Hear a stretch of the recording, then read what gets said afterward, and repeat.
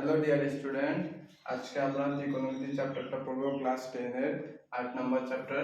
তো ত্রিকোণমিতি চ্যাপ্টার করার আগে আমাদের এইসব জিনিস জানতে হবে: লম্ব, ভূমি, অত্রিভুজ এবং সাইনে, কসে, টেনে, কসেকে, সেকে এবং কটে। তো আমরা একটা ত্রিভুজ নিয়ে নিলাম, এবিসি একটা ত্রিভুজ। এই ত্রিভুজের মধ্যে যেটা লম্ব মানে খাড়া থাকে সেটা আমাদের কি হয়? লম্ব হয়। এবং এই পাশটা আমাদের যেটা সবথেকে বড় হয় সেটা অত্রিভুজ, এবং এটা নিচে থেকে তো সবাই জানো এটা কি? ভূমি। তো আমরা এখন যে সাইনে করব, সাইনে আমাদের কি হয়? লম্ব বাই অত্রিভুজ। মনে রাখবে যে সাইনে যখন হবে সিধা হবে, এভাবে সিধা হবে, তো লম্ব বাই অত্রিভুজ।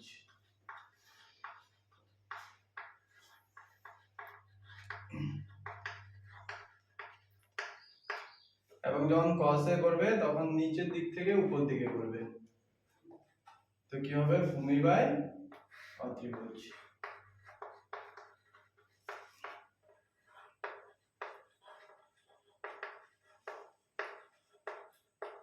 এবং যখন টেনে করবে তো লম্ব বাই ভূমি।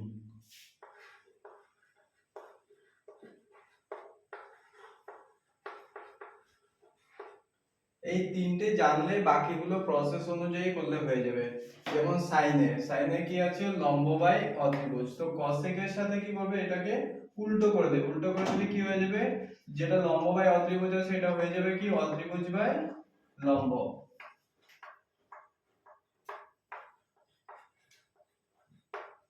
সেম যেটা কস আছে, কসটাকে সেকের সাথে উল্টো করে দেবে। যেমন ভূমি বাই অত্রিভুজ আছে, হয়ে যাবে অত্রিভুজ বাই ভূমি।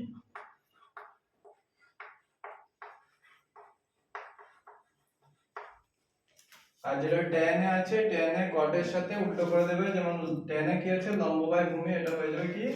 ভূমি বাই লম্ব। তো আমি তো এখানে 6টা করালাম, কিন্তু আমাদের বেস্ট প্রথমে আমাদের এই তিনটে মনে রাখতে হবে। এই তিনটে মনে রাখলেই সব হয়ে যাবে। যেমন সাইনের সাথে কি করে দেবে তুমি? কসের, সাইনে যেটা আছে কসের সাথে উল্টো করে দেবে। কসে যেটা আছে সেটা সেকের সাথে সেকেন্ড নিয়ে উল্টো করে দেবে, আর tan কে কটের সাথে উল্টো করে দেবে।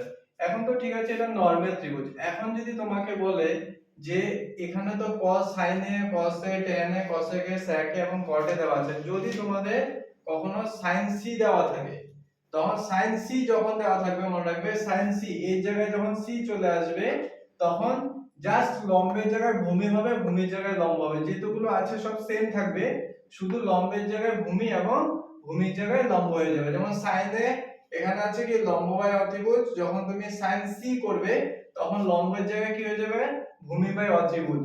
cos এ যখন করবে, এখানে cos এ যেমন ভূমি বাই অত্রিভুজ আছে, তো cos c যখন করবে তখন এটা ভূমির জায়গায় কি হয়ে যাবে? লম্ব হয়ে যাবে, লম্ব বাই অত্রিভুজ। তো tan এ হয়ে যাবে কি? ভূমি বাই tan এ দেওয়া আছে লম্ব বাই ভূমি, তো tan c যখন করবে তখন হয়ে যাবে কি? ভূমি বাই লম্ব। তো সেম এটাই করতে হবে যখন তোমার a দেওয়া থাকে। প্রথমে মনে রাখবে যে আমাদের এই তিনটা মনে রাখতে হবে। এই তিনটে মনে রাখলে বাকি তিনটার সাথে উল্টো করে দেবে, হয়ে যাবে। এবং যখন c দেবে তখন শুধুমাত্র তোমরা এখানে লম্বের জায়গায় ভূমি, ভূমির জায়গায় লম্ব, এটা চেঞ্জ করলে হয়ে যাবে। ঠিক আছে? এবং যদি তোমার কখনো আবার দেওয়া থাকে যে এবিসি ত্রিভুজ সমকোণী ত্রিভুজ, মানে 90 ডিগ্রি দেওয়া থাকে, তখন 90 ডিগ্রি যখন দেওয়া থাকবে, যদি এখানে 90 ডিগ্রি দেওয়া থাকে, 90 ডিগ্রি যদি দেওয়া থাকে তাহলে তোমার সেম হবে সাইনে যেটা লম্ব বাই অত্রিভুজ আছে, যদি 90 ডিগ্রি মানে সমকোণী দেওয়া থাকে তখন সেম এটা লম্বের জায়গায় ভূমি এবং ভূমির জায়গায় লম্ব হয়ে যাবে। ঠিক আছে? তো সব সেম থাকবে। যখন c আসবে নরমাল ত্রিভুজ, যদি 90 ডিগ্রি না থাকে, যদি এর পরিবর্তে c আসে তথাপিও তোমার লম্বের জায়গায় ভূমি, ভূমির জায়গায় লম্ব হয়ে যাবে। এবং যদি তোমার 90 ডিগ্রি থাকে তখন যদি সাইনে ব্যবহার করতে হয় তখন তুমি লম্বের জায়গায় ভূমি এবং ভূমির জায়গায় লম্ব করতে হবে। আর যদি তোমার 90 ডিগ্রিও দেওয়া থাকে, 90 ডিগ্রিও দেওয়া থাকবে, এবং যদি বলে যে sin c করতে, তখন ডাইরেক্ট তোমরা sin এ, cos এ, tan এ, cosec এর মানটা বসিয়ে দিলে হয়ে যাবে। ঠিক আছে? তো কি বললাম, প্রথমে যদি যে তিনটে আছে সেই তিনটে মনে রাখলে হবে। যদি তোমার এখানে এর জায়গায় c আসে তখন তোমরা কি করবে? লম্বের জায়গায় ভূমি, ভূমির জায়গায় লম্ব করে দেবে। এবং যদি 90 ডিগ্রি দেওয়া থাকে এবং সাইনে বানাতে হয় তখনও লম্বের জায়গায় ভূমি, ভূমির জায়গায় লম্ব।